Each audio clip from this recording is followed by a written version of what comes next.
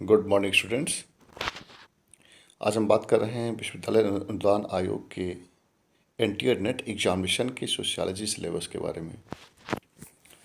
Sociology के विद्यार्थियों को सबसे पहले एनटीआर नेट की तैयारी करने के पहले उनको ये जानना ज़रूरी होता है कि उनका सिलेबस क्या है और सिलेबस कितना बड़ा है, कितना सिलेबस को हमको पढ़ना है।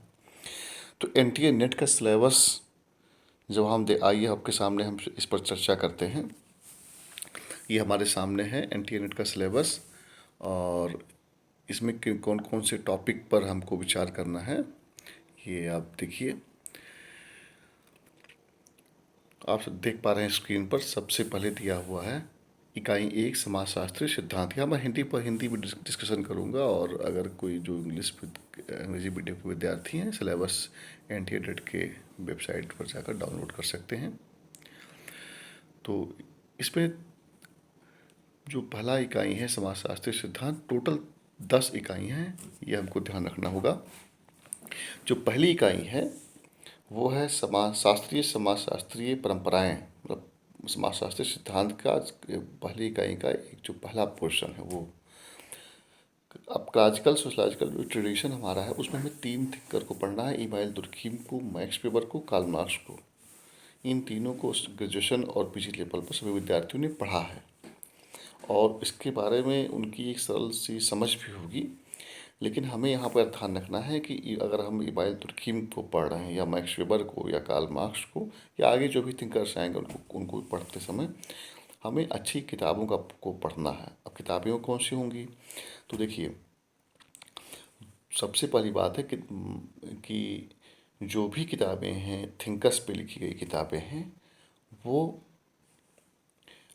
किताब कोई भी हो, जैसे मान लीजिए चाहे वो दोषी जैन की किताब हो, चाहे रविन्द्रनाथ मुखर्जी की किताब हो, किसी की किताब हो, किताब में फोकस किया अगर इमानुएल दुर्खीम पर लिखा गया है तो इमानुएल दुर्खीम की जितनी भी थ्योरीज हैं, चाहे वो आत्महत्या का सिद्धांत हो या श्रम विभाजन हो या धर्म की उत्पत्ति का सिद्धांत हो या सामाजिक तथ्य की बात हो, तो उन सभी किताबों में कोशिश की गई है कि दुर्खीम की थ्योरी को समझाने की। ठीक है, अब डिपेंड करता है आपके पास कौन सी बुक है और उसमें कितना दिया गया है, कितने फैक्ट हैं और वो आप उस किताब से समझ पा रहे हैं कि नहीं, ये अलग मुद्दा है।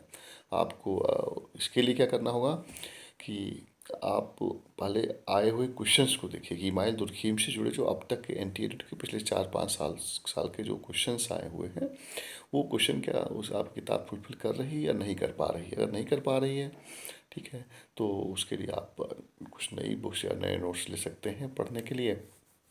ठीक है, तो ऐसे ही सारी टॉपिक पे आपको करना पड़ेगा और केवल गाइड के सहारे आपको नहीं रहना होगा। ठीक है, और क्वेश्चन सॉल्व करते समय जो एनटीआर नेट के आए हुए क्वेश्चन हैं, तो कई बार जो बाज़ार में किताबें हैं उसमें बहुत सारी गलतियाँ भी रहती हैं, तो ये भी आपको ध्यान रखना है।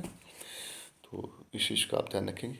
तो आइए टॉपिक पर चर्चा करते हैं। तो समाजशास्त्री सिद्धांत के जो पहला टॉपिक है वो है समाजशास्त्रीय परंपराएं। इसमें इमानुएल दुर्खीम, मैक्स वेबर और कार्ल मार्क्स को पढ़ना है।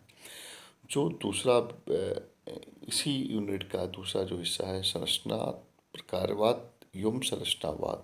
हम सभी ने संरचना पर अध्ययन किया हुआ है और हमने प्रकारवाद को भी पढ़ा है, संरचनावाद को भी पढ़ा है। अब इसमें हमें मलिनोव्स्की को पढ़ना है, रेडक्लिफ ब्राउन को पढ़ना है, टॉलकाट पार्सन्स को पढ़ना है, आर के मर्टन को पढ़ना है और लेवी स्ट्रास को पढ़ना है। जो तीसरा हिस्सा है इसी इकाई का, यानी कि इसको कहेंगे 1.3 पहली इकाई का, वो है व्याख्यात्मक एवं निर्वचनात्मक परंपराएं। ठीक है, इसमें मीड को पढ़ना है, कार्ल मैनहाइम को पढ़ना है, अल्फ्रेड शुट्ज को पढ़ना है, गॉरफिंकल को पढ़ना है, इरविंग गॉफमैन को पढ़ना है, क्लिफर्ड गेट्स को पढ़ना है। इतने सारे लोगों को इसमें आपको पढ़ना पड़ेगा। जो चौथा इसी का हिस्सा है उसमें है उत्तर आधुनिकता, उत्तर संरचनावाद और उत्तर उपनिवेशवाद। इसमें एडवर्ड सैड को आपको पढ़ना है, पियरे बोर्दियो को पढ़ना है, मिशेल फूको को पढ़ना है, यूगेन हैबरमास को पढ़ना है, एंथोनी किडेंस और मैनुअल कैसल्स को पढ़ना है। सोशियोलॉजी के कुछ भारतीय थिंकर हैं। ठीक है, एम के गांधी को पढ़ना। अब एम के गांधी का आपको समाजशास्त्र में कोई ऐसा नहीं कि सोशियोलॉजी के लिए कोई एम के गांधी की कोई विशेष किताब आती है। बात है ना कि कोई भी आप बुक पढ़िए उसमें एम के गांधी के जो विचार दिए गए हों, जिसमें उसको कवर किया गया हो ठीक से, महात्मा गांधी जी को जो हमारे राष्ट्रपिता हैं उनके बारे में यहाँ पे पढ़ना है। जैसे उनका सत्याग्रह क्या है, उनका जो है ट्रस्टीशिप क्या है, ठीक है, मैं एग्जाम्पल दे रहा हूँ। तो आपको चूंकि देखिए एनटीए नेट के सिलेबस में बाकी इस चीज़ को नहीं कहा गया है कि हम उनके किन किन टॉपिक्स को के बारे में पूछेंगे, या जिसका केवल नाम दिया गया है और टॉपिक न दे करके विद्यार्थी से उम्मीद की जा रही है कि उनको उनके बारे में डिटेल पता होनी चाहिए, हर एक जानकारी होनी चाहिए। तो जैसे अम्बेडकर साहब हैं या गांधी जी हैं, तो चूँकि गांधी जी का रोल स्वतंत्रता आंदोलन में विशेष रूप से, लेकिन हमको समाजशास्त्रीय ढंग, जो समाजशास्त्रीय दृष्टि से जिस चीज़ से उनके काम है, चाहे वो हरिजन उत्थान का हो, ठीक है, या जो उनके राज्य के बारे में जो उनका विचार है वो हो, ठीक है, तो उस पर विशेष हमारा फोकस होना चाहिए। तो ऐसे ही बी आर अम्बेडकर को एक समाजशास्त्री के रूप में हम पढ़ के, मैं नहीं कह रहा कि बी आर अम्बेडकर समाजशास्त्री थे, लेकिन उनके जो विचार हैं, जिन विचारों का समाजशास्त्र में विशेष महत्व है, हम उनका गहन अध्ययन करेंगे सोशलॉजिकल डायमेंशन से।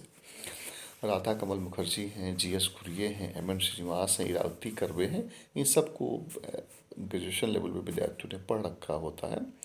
तो यहाँ पर हमें डिटेल पढ़नी है उनके बारे में अच्छे तरीके से। तो थिंकर को मैं फिर से एक बार रिपीट कर दे रहा हूँ, दिखा दे रहा हूँ आपको। ये देखिए,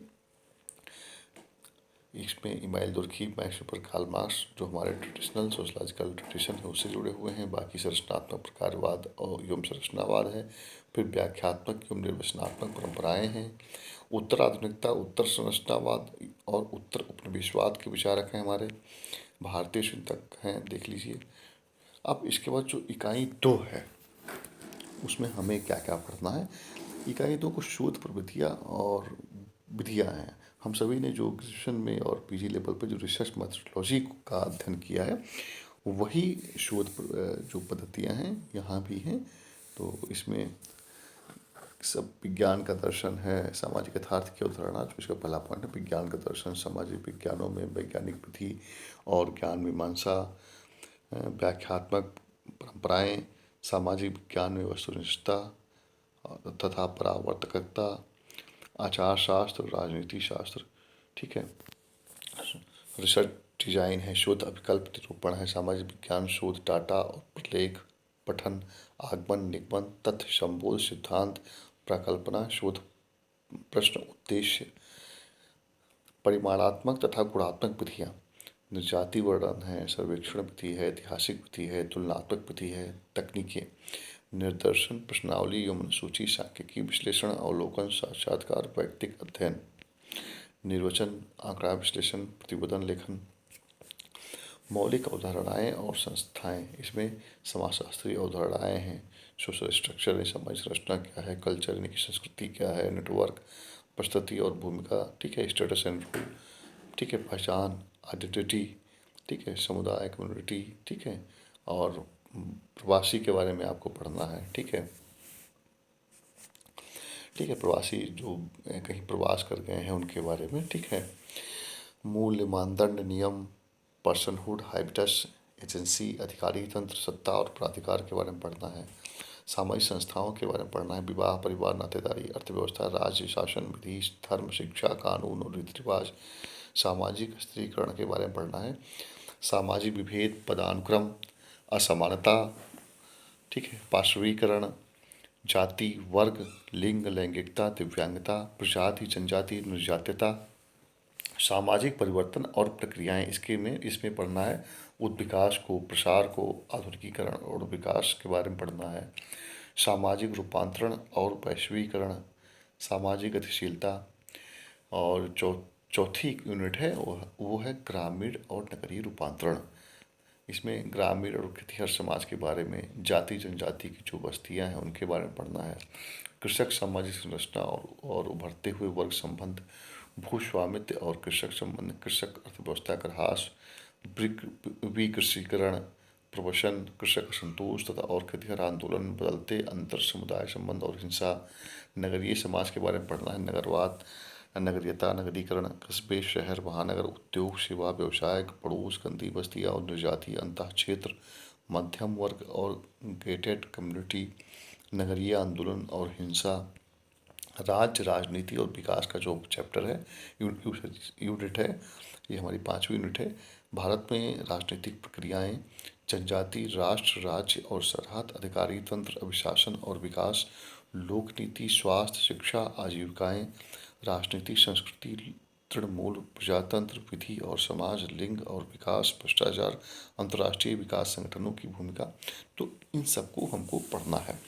सामाजिक आंदोलन और विरोध, इसमें राजनीतिक गुट क्या होते हैं, दबाव गुट है, जाति, निर्जाति, विचारधारा, लिंग, दिव्यांगता, धर्म और क्षेत्र आधारित आंदोलन, सिविल सोसाइटी और नागरिकता, गैर सरकारी संगठन, शिक्षितावाद और नेतृत्व, आरक्षण और राजनीति, अर्थव्यवस्था और समाज, विनिमय, उपहार, पूंजी, श्रम और बाजार उत्पादन की विधियों पर बहस, संपत्ति और संपत्ति संबंध, राज्य और बाजार, कल्याणवाद और नवोदारवाद, आर्थिक विकास के मॉडल, गरीबी और अपवर्जन, कारखाना और उद्योग प्रणालियाँ, श्रम संबंधों की बदलती प्रकृति, लिंग और श्रम प्रक्रिया, कारोबार और परिवार, डिजिटल अर्थव्यवस्था और ई वाणिज्य, वैश्विक कारोबार और कॉरपोरेट्स, पर्यटन, उपभोग, पर्यावरण और समाज, सामाजिक और सांस्कृतिक पारिस्थितिकी की विविध रूप।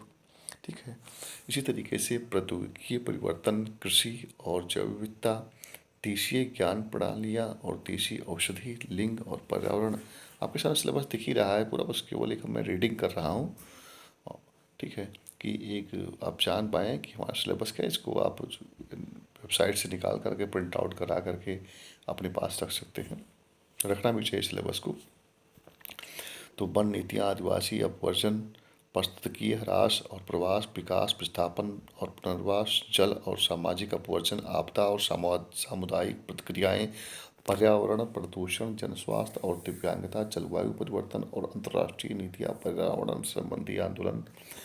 इसके अलावा परिवार, विवाह, नातेदारी, सैद्धांतिक उपाय, संरचना, प्रकारवादी, वैवाहिक बंधन और सांस्कृतिक, लिंग संबंध और शक्ति गतिकी, विरासत, उत्तराधिकार, प्राधिकार, लैंगिकता और प्रजनन, बच्चे, युवा और वयस्क, भावनाएं और परिवार, परिवार के उभरते रूप, विवाह की बदलती परिपाटियाँ, देखभाल एवं संपोषक प्रणालियों के बदलते स्वरूप, पारिवारिक कानून, घरेलू हिंसा और महिलाओं के विरुद्ध अपराध, ऑनर किलिंग, विज्ञान, प्रौद्योगिकी और समाज। इसमें प्रौद्योगिकी विकास का इतिहास, समय और स्थान की बदलती धारणाएं, प्रवाह और सीमाएं, आभासी समुदाय, मीडिया, मुद्रित और इलेक्ट्रॉनिक, दृश्यात्मक और सामाजिक मीडिया। सामाजिक मीडिया जानते हैं क्या है? Social media. ये अभिशासन और निगरानी समाज, प्रौद्योगिकी और उभरती राजनीतिक प्रक्रियाएं, राजनीति, सो डिजिटल डिवाइड तथा समावेशन, प्रौद्योगिकी और बदलते पारिवारिक संबंध, प्रौद्योगिकी और बदलती स्वास्थ्य व्यवस्थाएं, खाद्य और प्रौद्योगिकी, साइबर अपराध, संस्कृति और सांकेतिक रूपांतरण, संकेत और प्रतीक, धार्मिक अनुष्ठान, आस्थाएं और प्रथाएं, बदलती भौतिक संस्कृति, नैतिक अर्थव्यवस्था, शिक्षा, औपचारिक और अनौपचारिक, धार्मिक संगठन, धर्मनिष्ठता, आध्यात्मिकता, धार्मिक अनुष्ठानों का वस्तुकरण, सांप्रदायिकता और धर्मनिरपेक्षता, सांस्कृतिक पहचान और लामबंदी, संस्कृति और राजनीति, लिंग, देह और संस्कृति, कला और सौंदर्य बोध, विज्ञान, आचार शास्त्र और नैतिकता, खेलकूद और संस्कृति, तीर्थाटन और धार्मिक पर्यटन, धर्म और अर्थव्यवस्था, संस्कृति और पर्यावरण, नूतन धार्मिक आंदोलन। ये रहा आपका NTA नेट का सोशियोलॉजी का सिलेबस। ठीक है, कुल 10 इकाई हैं इसमें। आपको 10 इकाई को जो है पढ़ना है। ये देखिए,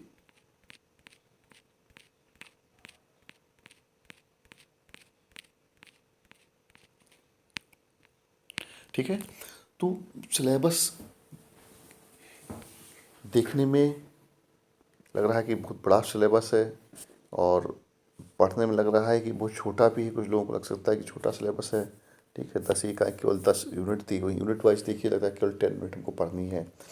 और लेकिन उसके जो यूनिट के अंदर कई सारे टॉपिक्स दिए हुए हैं।